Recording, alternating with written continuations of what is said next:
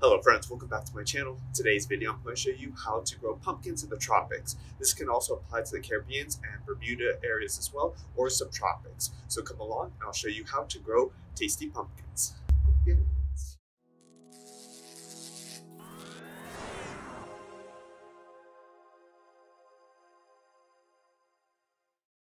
In the next video, I'm going to show you how to make pumpkin pie, but in this video, I'm going to show you how to grow delicious pumpkins. Small sugar pumpkins that have maturities between 30 and 90 days are the best suited for this type of season to grow pumpkins in the winter. The first step is soil preparation. For this process, you'll need a lot of soil and a lot of compost. For me, I would use a fabric grow bag and fill it with pure compost and cow manure. You have to pile the compost high for pumpkins to survive. They take a lot of nutrients from the soil and they require a lot of nutrients to grow. You have to keep that in mind. For me, before I would plant the pumpkins, so around fall, I would be prepping these fabric grow bags and I would be using a ton of banana peels. Use banana peels that have high potassium. I would just toss it in and cover it with soil, let the worms do the processes. Trust me, they will find the banana peels quite quickly and break them down. We need a high amount of nitrogen and potassium for the pumpkins to set fruit and flower, as well as calcium. So if you have rotten eggs or eggs you don't care about that was broken, even the eggshells, just break them with your hand as fine pieces as you can and toss them in. Timing's everything with growing pumpkins. When you start seeing them appear in the supermarkets in mid-October and November, and you start to feel jealous that you couldn't have the opportunity of growing your own pumpkins, it's never too late, so get out there and it's time for you to shine. For you to shine, you need to start planting them in mid-October up to November. This process is called germination phase, where you soak the seeds 1 day in water, then sow them in small containers to allow them to successfully germinate. Once the germination process is done, within 1 to 2 weeks, at least when the plant has 3 full leaves, we're going to transplant it into the fabric grow bags that we've been prepping all this time. You can, once you plant them, it is recommended to mulch them, or if you don't have mulch, just get spare leaves you find around, enough to cover the soil. So essentially, you'll be planting your pumpkin sprouts in mid-November. Unless there's a heavy downpour, which there shouldn't be in the tropics, but in case you did, for me, we had El Nino. The day after it passes, you're going to spray down all the leaves thoroughly in the vine with the fruit tree spray. Remember, it's a race against the clock to get a fruit before powdery mildew sets in. In the tropics, there's a high degree of humidity that is not conducive to growing pumpkins, but there is a way of growing pumpkins in South Florida. You have to first be able to spray the pumpkin leaves once a week. I do this Friday afternoon so I can enjoy my weekend. Normally I go around inspecting and I'll spray them with a fruit tree spray.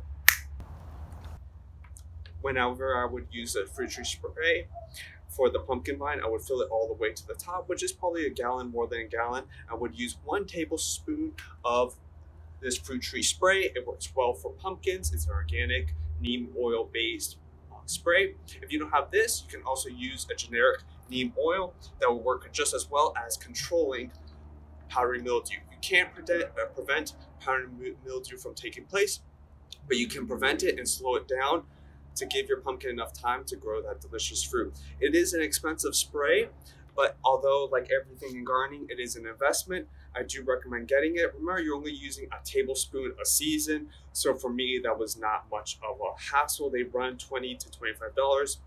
You might find it cheaper online. That's why I sprayed for this. It is completely full. I just use 1 tablespoon to fill all this. I mix it up, shake it, keep it in a shaded area so it doesn't lose its potency over time. So a nice cool shaded area. And once a week I would go and just spray completely all the leaves until it's soaking wet to help prevent mildew from setting in. People do prune the pumpkin vine. You don't essentially have to do it.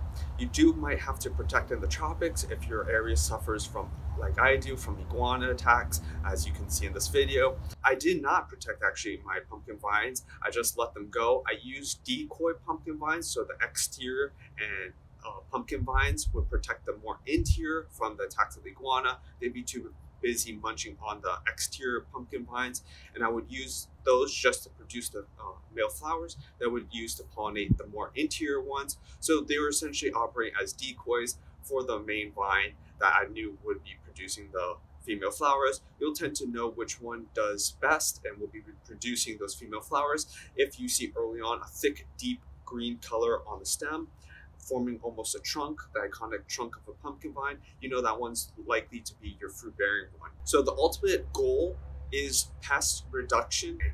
For us, we don't have boar vines or stuff like that, but we do have cabbage moth or the cabbage worm. The cabbage worm will demolish your pumpkin vine in a few days if you're not up to the neem oil or fruit tree spray regimen. They will quickly invade and destroy the vine in one day, and you'll be totally depressed about it. So remember, stay focused here and keep up with the spray once a week. Butternut squashes are much more difficult. They're much more susceptible to powdery mildew, so they might be a little bit more difficult to grow and might need a higher frequency of spraying. As I said, pest control, the biggest pests are cabbage worm, which if you do regular neem oil spraying, you can prevent.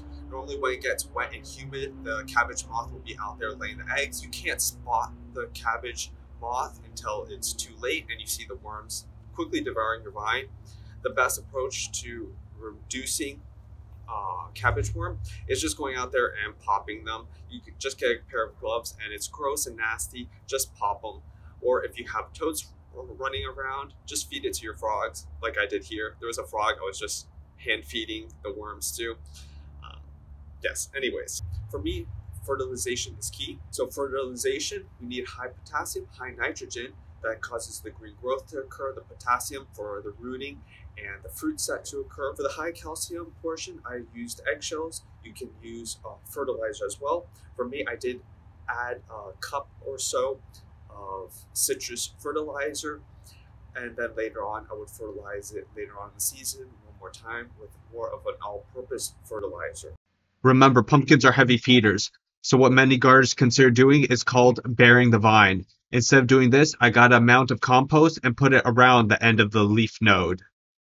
When you see 5 or 6 leaves, you'll be spraying them on the regiment. It'll take almost a month later, into December 15th, for them to begin to show the female flowers. Be patient, they will come as the temperature now in the tropics begin to drop.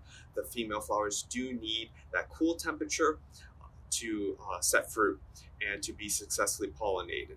If it gets too hot, it won't be able to produce those iconic female flowers.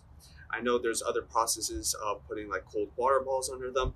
We want to keep this easy. We want to keep it straightforward. Pollination, as you can see in this video I post here, that I did have to hand pollinate them.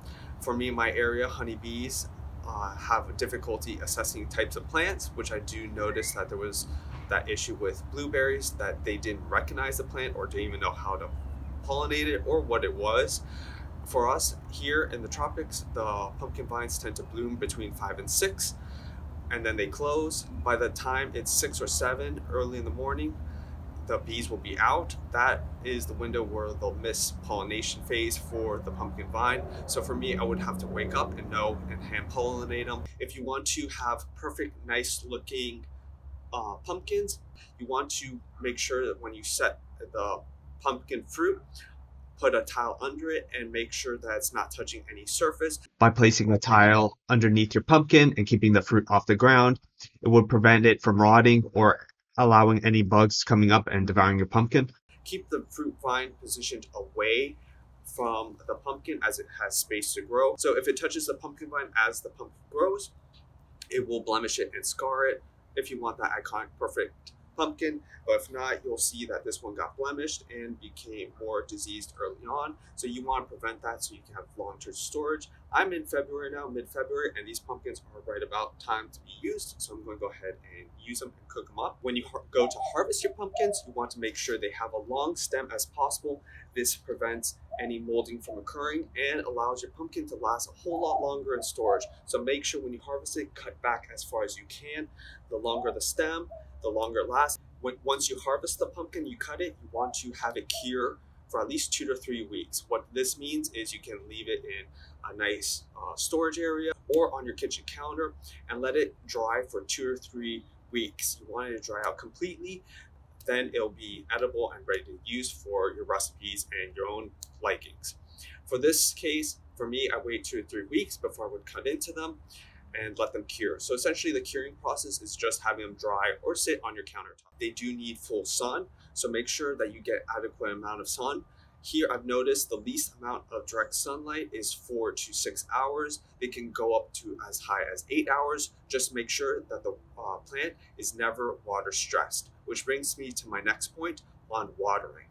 I would water the pumpkins just with rainwater only, and that was with 1 gallon. I would get a pitcher, just fill it up with rainwater, 1 gallon a day, and just dump it in the pumpkin vine. Aside from the natural rain it would receive, if you do see the pumpkin leaves beginning to sag a bit, they are under water stress and they will likely not be able to produce a pumpkin, and they'll feel the environment is too harsh to produce a pumpkin. So you want, for watering, you want to irrigate and never use sprinklers to water your pumpkins. Remember, we want the pumpkin leaves dry as possible to prevent powdery mildew from setting in. For me, the most important aspect of growing pumpkins is choosing the right variety. Obviously, we have a short window, so you want that 30 and 90 day grow time for your pumpkins is the best and most optimal. For me, the most important aspect is choosing the right variety of pumpkins you enjoy. For me, I love the sugar pie pumpkin to make pumpkin pies, organic, fresh pumpkin pies. There's no comparison to, and I'm a sucker for pumpkin pies. They're great for breakfast, great for sweets and desserts. I can also amend the pumpkin pies I grow with adding less sugar.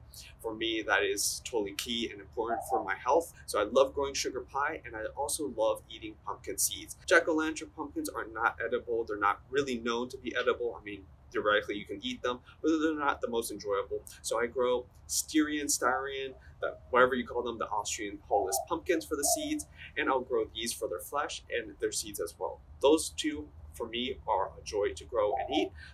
So to illustrate the point of the types of seeds that pumpkins grow, the sugar pie and the jack-o'-lantern and other varieties tend to grow the hullest types of seeds that we tend to see in the supermarket. So you can see in the seeds here that they're more hulled. They have more of a crunch to it. The taste of these are, I don't know, equivalent to, I don't know, some tasty popcorn is the best way I would describe it. I personally enjoy growing this Austrian type pumpkins, the hullest ones. These are the hullest pumpkins seeds.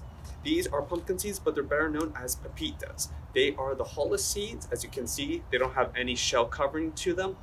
They're softer and they have a much higher oil content than other pumpkins that you typically find. They're more difficult to come by. I personally love these. So you can grow your own like I do, or you can buy them yourself. I like to roast them and salt them. They make a great snack, even for preserving long year round. So as a community of gardeners, I challenge you guys to change the status quo, that not only can we enjoy pumpkins in October and November and the fall season, but that we can enjoy them also in winter and in early spring. That we change the status quo and be able to enjoy pumpkins, fresh pumpkins year round. Hope you enjoyed this video. Let me know in the comments below your experiences of growing pumpkins in the tropics, subtropics, Caribbean, and Bermuda area. Hope you enjoyed this video. Leave a like and subscribe, and enjoy your abundance of pumpkins.